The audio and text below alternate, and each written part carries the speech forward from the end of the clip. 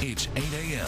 from Fox 35. This is Good Day. All right, thanks, John. With student loan debt growing by leaps and bounds these days, today, President Obama is set to outline his plan to help college graduates pay that money back. The idea is to allow millions of student loan recipients to lower their payments and then consolidate those loans. And joining us now to talk about this issue is Vijay Muralya from Private Wealth Management. Thanks so much for sticking around and being back with us this morning. All right, one of the things I think is interesting about this is it's sort of popping up at about the same time that a lot of student loan recipients are out there saying, you know what? Why don't you just forgive the debt completely and just make it go away? The government's saying, that's not going to happen.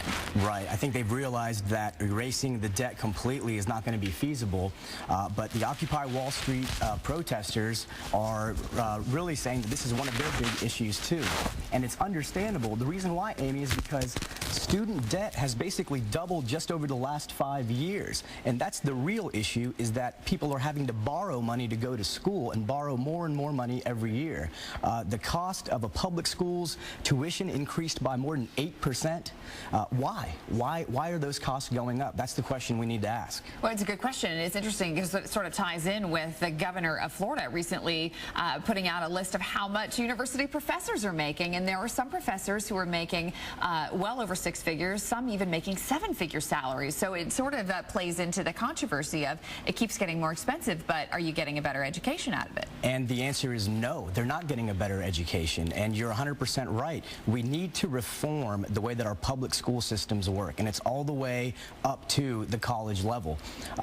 If you look at just the private schools, which are much smaller, those tuitions have only gone up by 4%, so about half of what the public schools. That doesn't make any sense, because if you are a bigger school with more resources, it should cost you less to educate a student, not twice as more as a private school. Interesting. Well, another thing I think a lot of people may not be aware of is that, you know, you file bankruptcy, you can write off a mortgage, you can write off credit card debt. You can't write off a student loan. That's not forgivable debt. Student debt is like no other debt that we have in this country, and that's another problem, I think. You're right. You can never get rid of it. It's always there. So we need to figure out a way that students can actually get an education without having that big gorilla on their back. And I'll tell you the problem. When government gets involved, you tend to see a lot of waste. And whenever you see subsidies, you see a lot of abuse and fraud. And that's really where we need to address the root problem. All right, well, hopefully we get to it. Vijay Muralya, always great to talk to you. Thank you so much for coming in this morning from Private Wealth Management. Great to see you. Thanks. All right.